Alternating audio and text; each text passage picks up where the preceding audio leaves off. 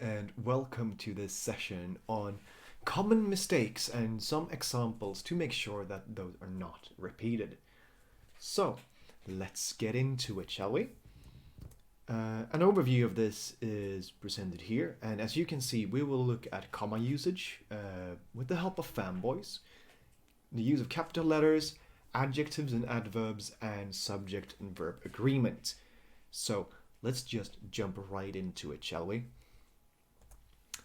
When it comes to comma usage, commas can be quite tricky, yeah? And they might not be used properly.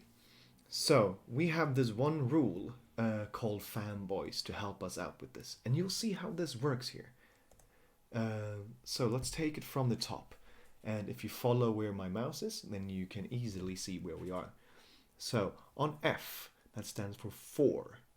So, I go to the library for I love to read. There has to be a comma before the for. A, I like football and I like hockey. Comma there as well. N, they do not play nor do they sleep. Should be a comma before the nor as well. And I haven't capitalized everything there. Doesn't matter here, but that's how it should be. B, they play but they do not sleep. Comma before the but. O, they play or they sleep. Comma before the or. Y, learning can be exciting, yet it can still be tiresome. Comma before the yet. S, she was sick, so she couldn't come to school. Comma before the S. So. Does it make sense? So remember FANBOYS, the for, and, nor, but, or, yet, so. Get all those as a memory down, remember them, and they can help you to remember when to use commas, to give your texts proper breaks and spacing. So, remember that. Write it down, go back to this video if you need to, but yeah, that's how they work. There are some other rules to commas, but we're not going to go through them here, because this is what the tool that you really might need in the beginning. So, focus on this, yeah. We're moving on to capital letters. These are sometimes forgotten by a lot of people. And there are some quite easy rules to remember, and they shall always be followed, no exceptions. It's basically, I've written here names, and then followed by personal names of weekdays, the names of weekdays, the names of months, and then I, and at the start of sentence. That's when you use them. So just look into it and then you'll see what I mean. This sentence here. During the first Monday in June, I decided to give Jonathan a gift. So let's break it down. We have the D here, during, start of the sentence, yeah. During the first Monday, that's a name of a weekday, yeah. In June, that's a name of a month. I decided to give Jonathan, that's a name, a gift. These shall always be capitalized with big letters. That's how it works. Don't forget that. So, moving on to adjectives and adverbs. The reason I'm including these here is because the mistake is that we might not use them enough, because these word classes help us paint a picture of what we're trying to say, what we're trying to write. And what I mean is the following.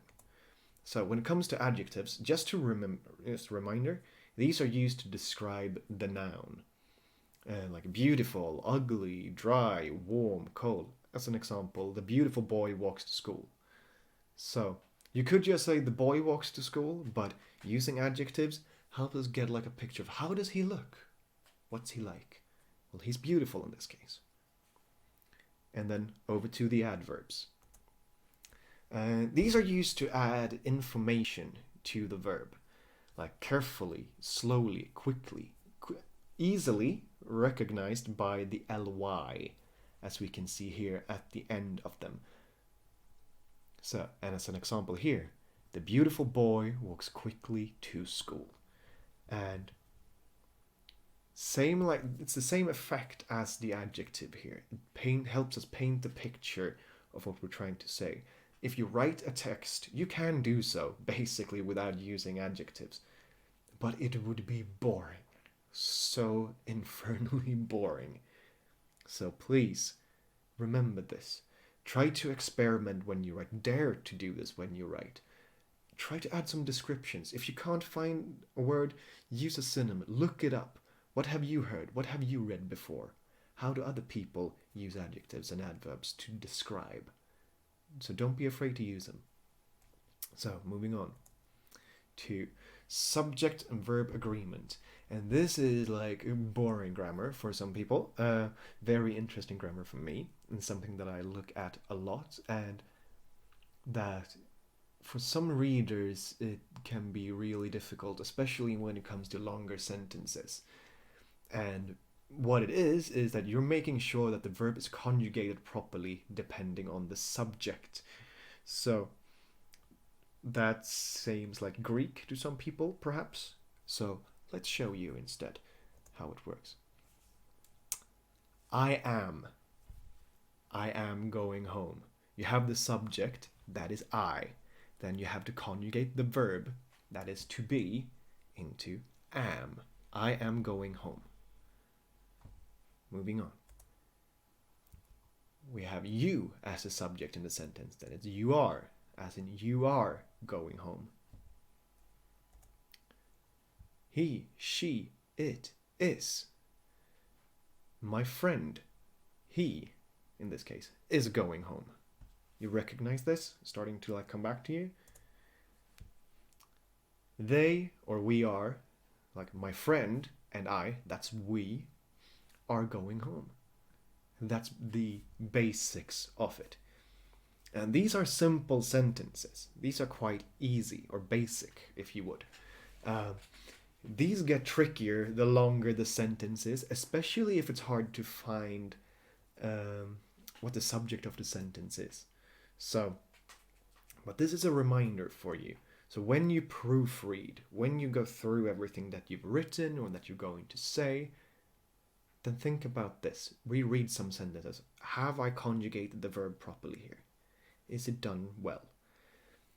And the reason to do this is basically because otherwise you're grammatically incorrect, but also that, sure, some of these things might slip by when you speak or when you read quickly, and that sounds fine.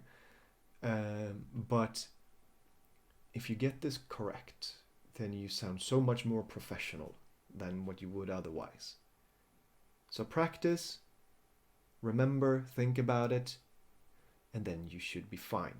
So, I hope this was informative enough for you. So practice these things. There are, of course, other mistakes that people make when it comes to English, but these are some that I have gathered for you to help you practice. So, good luck and thank you.